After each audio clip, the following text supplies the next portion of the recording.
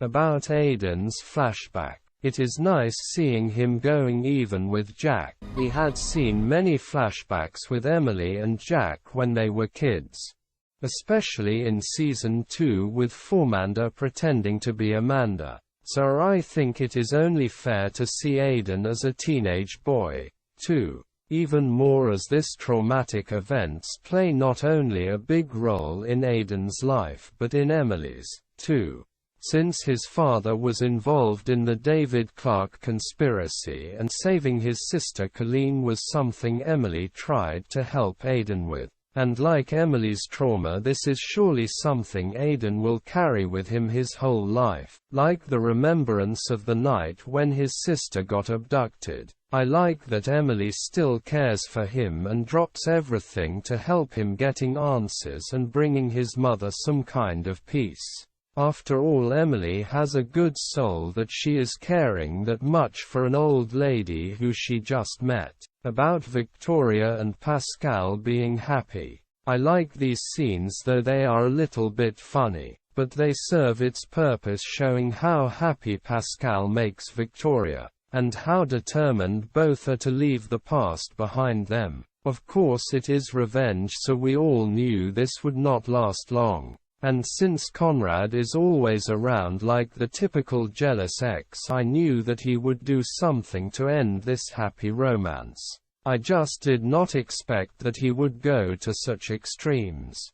Anyway, Pascal and Victoria are playing a dangerous game by trying to outsmart Conrad. About Emily's and Aiden's visit in England. I like how nervous Aiden is in his mother's presence. Seems as if he is going back to being that little kid. It was fun to watch him switching between being proud, introducing his mother to Emily, and dealing with the demons of his past. About Victoria, Emily and Mason. I knew she was up to something when Victoria asked Mason about Emily's secrets. And I must admit I thought he would have sold her out in no time. But I guess he still has a soft spot for little Amanda Clarke in his heart, and a bad conscience, too. So he grants her one last chance to keep him from telling Victoria the truth about Emily's heritage. I like that she is wearing white again, and obviously the same coat she was wearing as she was boarding that plane in the first finale. Nice. Too, having Mason back. He is still one of my favorite characters in Revenge, and I love that they found a way to bring him back in every season. First in Season 1 with the scandal around Tyler's murder and Daniel's arrest. In Season 2 when Cara Clarke, Amanda's mother, came back to the Hamptons and he discovered Emily's secret with Amanda. And now with Victoria tempting him to tell her all of Emily's secrets. I like his self-pity and the well-written lines that are even better than Nolan's one-liners. For me, he is a perfect caricature of a self-centered writer with no real remorse or compassion for others. Everything with him is just show. So for me, his switching between teams is just natural.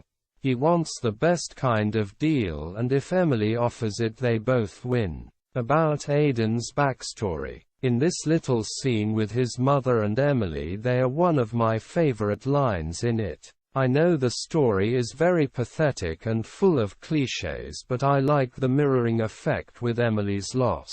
And the twist with the lie about his sister Colleen shows again how reluctant and afraid Aiden is telling someone he loves a devastating truth. He may be brave fighting and protecting the ones he loves, but in this particular case he is a coward. What I also enjoy in this episode is the contrast between locations. Here, this dark, gloomy and very cozy little cottage of Aiden's family. And back in the Hamptons, the vast and light Grayson Manor property. They heightened the effect with this little scene in Florida.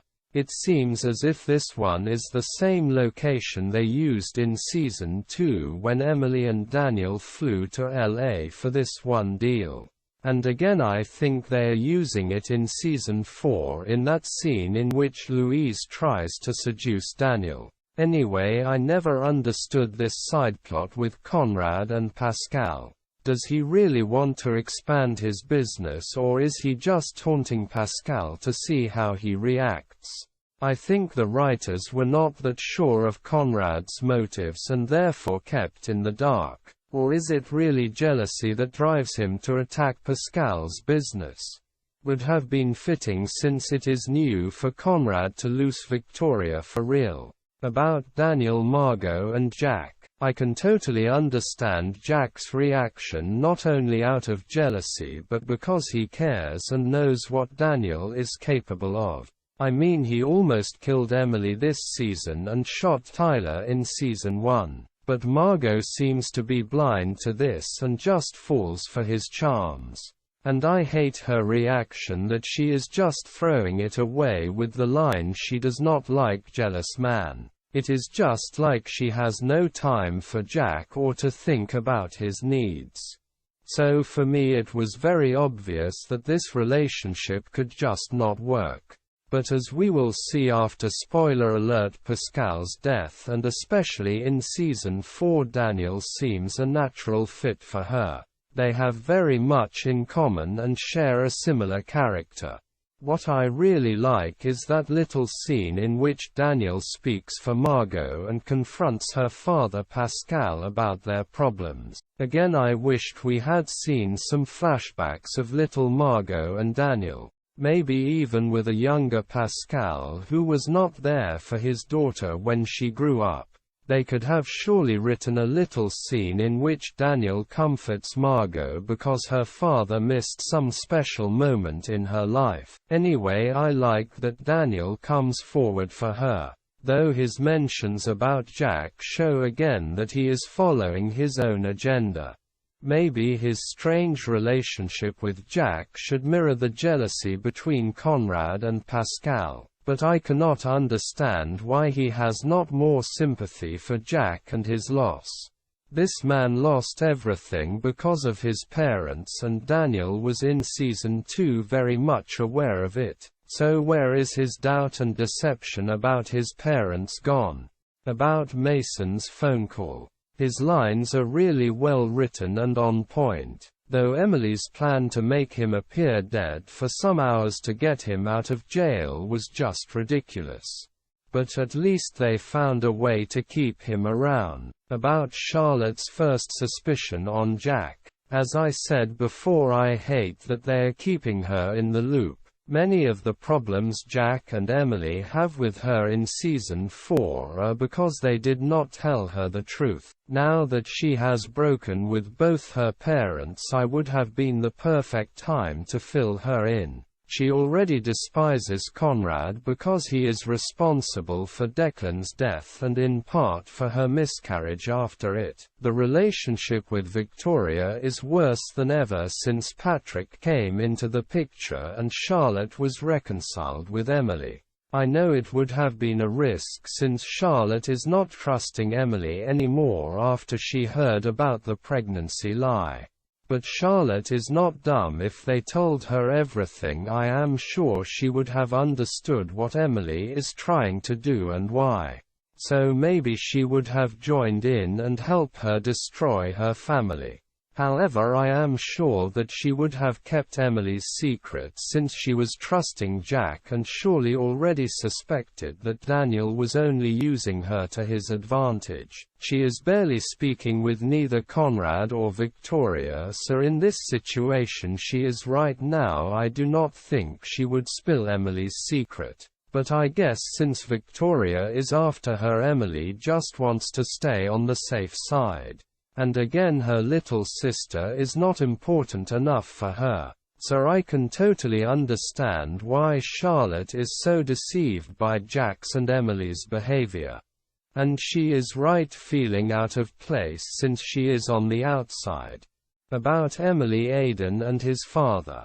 I like that they take the time to show his loss. Like with Jack's hate and anger that filled most of the second half of Season 2, it is good to see that this man has in some kind the same baggage as Emily does, so both can understand Emily better and are a better fit than Daniel. He seems not to be confronted with such tragic events. Though I hate the new hint with this half-written letters. They had to find a way to make this trip a success, not only in dealing with the past and healing wounds for Aiden and his mother. Sure, they could have found a better way to lead us to Oscar Chapman. And it is debatable if this new lead that ended so soon was even necessary for the plot that unfolds in the next couple of episodes. But it is like it is. And I must admit that as soon as I saw this I already forgot about this little story arch. For those who do not like Aiden, this must have been hard episodes. But if you think about how his story arch will end this season, it is a nice tribute, giving us some more information about his family tragedy and why he is so attached to Emily and her revengender. Not only because of Colleen and her loss in Season 2, he has enough reasons to take his own revenge on the Graysons. Even more admirable how he is supporting Emily and does not stand in her way or leaves to make it alone. Would have been an option too when he left after they broke up. He could have gone rogue and followed his own revenge plan, plotting against the Graysons and Emily to make them pay on his terms.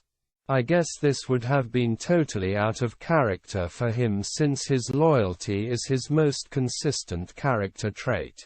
About Charlotte using Javier as source for information. Again, she shows how similar the Grayson siblings are to their mother. Charlotte and Daniel are scheming against Emily and her friends like Victoria did all the time in Season 1 and 2. I wonder why they did not all work together to take her down. Maybe they even had succeeded. Especially since Victoria already shared her suspicion with Daniel. And now with Conrad, who seems not to care for no reason. As cautious as he was in Season 1 and 2 to keep the David Clarke conspiracy out of the public, now he seems not to care at all. I wonder why. Is he beyond care now that his political career failed and Grayson Global was literally blown away? Or is it just the same as with Pascal and Margaux? He thinks Emily is no threat for him because she is just a woman. Maybe his game with Pascal is his defense strategy, since he assumes Pascal could be the one who spills his secrets. Anyway, it is odd that Daniel, Charlotte and Victoria do fight on their own and at very different war zones, while Victoria is determined to decode Emily's origin and find out what she is really up to. Which I must admit is the most promising angle at Emily's revengender. Daniel and Charlotte fight against Jack and Nolan only because they are attached to Emily and want to hurt her. Daniel's motives are even worse since he just wants retaliation, while Charlotte truly wants to help her new boyfriend and just wants to know what is behind the relationship between Nolan, Jack and Emily. Again, I think if they got to her first and welcomed her in the inner circle, I think they could have prevented this move of her. And spared her so much trouble in the next time. About Emily and Aiden reunited again. Like many Emily fans, I wanted long for this. And I was very much disappointed as he told his mother he and Emily were not a pair. Sure, it was no lie since they did not rekindle their romance until this little scene. But I was afraid that this sentence was the end of their relationship and Aiden would have no interest in being engaged with her again. So this nice little scene when Emily is making a bed for Aiden on the couch and they end up in bed again was a relief. And his quote, "I missed you too," was just perfect. I must admit I really thought they would end up together. And I still believe if this season or season 2 had been the last one, this would have been surely the end. 'Cause Jack was always the second best choice. Spoiler alert, so I was hit hard and truly surprised as I watched the finale for the first time that they killed him off in what seems the last minute. And very much disappointed, too, about Mason's fake death. This was maybe the worst dying scene I have seen on television. I knew this was all too fake, so for me it was not surprising when Nolan woke Mason up in the next scene. About Victoria and Stevie. This scene was very hard to watch. Especially since they kept Stevie in the loop about Emily's plan. They could have prevented her from feeling this pain if they had told her that Mason would be saved by Emily. I know she is a lawyer and all Emily does here is a very smart but also great crime. So I guess they played on the safe side again by not telling her. But if she knew, Victoria's game would not have been that easy. 'Cause this guilt spiral is something that triggers all the old emotions and shame for Stevie.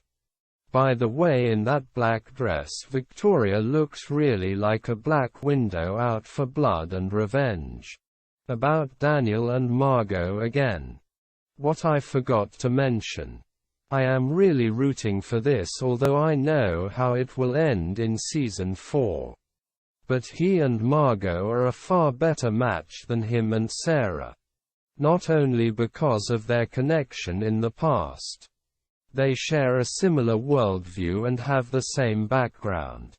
Both are kids of failed marriages and had a wealthy but not very lucky childhood. Not in the same fashion as Amanda, of course. But their parents were not there for them besides with money, and they never supported or encouraged their children even when they were old enough to choose their own path in life. Spoiler alert. And do not forget, both lose their father in this season. So even if Daniel has no good relationship with his father and sometimes hates him, they share this experience. And as we will see in that last episode of Joshua Bowman, it affects Daniel that his father is gone. By the way, I like that this is a slow-boiling romance. With Jack and Margaux, they rushed into it. This looks more genuine and real. And I like this contrast, cause most of the time you see Daniel or Conrad seek comfort in a drink. Here it is celebration with champagne and real alcoholism and addiction with Stevie at her lowest. This scene was maybe one of the most saddest and embarrassing in Revenge. I still hate watching it. I know they thought it would be a compelling story and showed how wicked Victoria is. But I do not like seeing this accomplished woman so devastated. And is only Nolan inducted to the plan with Mason? Can he not tell her that she has no reason to drink cause Mason is alive and well and secured by Emily? Interesting in this scene was only Jack's reaction when Stevie told him he still loves Emily. You love Emily, don't you? I think his look is saying that he was not aware of it until she told him. He really thought he was in love with Margaux and found a good place with Emily as her friend. So it was kind of strange seeing him staying around even though she was back with Aiden and later shackled up with Ben. Jack is really like the personation of Sammy, the true and loyal puppy dog. About Victoria and Pascal. I like that they show them as happy as possible after she trusts him again. It seems as if she is believing she could really start over with him and begin a happy second life after her marriage to Conrad. Major spoiler alert. And wearing that red dress when she puts Grayson Manor on fire in the last season shows she is still not over that loss. In a way, she and Emily are in a very similar state. 'Cause Emily cannot cope with the loss of Aiden and wants more than ever revenge on Victoria. So like Emily wearing red on her takedowns, Victoria is choosing this red dress in remembrance of Pascal for her revenge. 'Cause in season 4 she is wearing it twice. First when she is obviously plotting something after she broke up with David and sees her thrown back. And then when she actually goes through with her plan. A nice shift since Emily is barely wearing red in the last season. I think she is wearing it only with other colors like in that rose dress from the first episode of the season. And mostly choosing again light earthy tones like brown and gold, but also some blue shades and gray ones. We will talk about her color scheme for the last season when we get to that season. It is just something I noticed that like the perspective shifted and Emily was in defense cause Victoria and Margaux took revenge on her. She is no longer wearing red as her color but Victoria does. About Emily and Aiden. Shows how much they mean to each other that she is wearing his ring again. For me it is like Aiden says in a later episode. They broke up so many times but they could not stay away from each other for long. Because they fit perfectly together. About Oscar Chapman. I hate that this was such a quick dead end. His story was intriguing and I would like to have him as Emily's new target instead of this dude Luke Gilliam. I admit it was nice to see her actually working together with Jack. But the takedown was not that impressive and we had no real backstory. This new journalist and the strange story behind his disappearance was just so intriguing. I wished we had seen him around for longer and spilling some secrets. 'Cause after all since season 1 and the big bad initiative in season 2 we had no more real information about the David Clarke conspiracy. I mean, how did Conrad manage to pull all the right strings? And why was he laundering money for the terrorists in the first place? Did he not know what organization he supported with this? Or did he just not care? Or was he even supporting their goals? Many unanswered questions which maybe Oscar Chapman could have solved.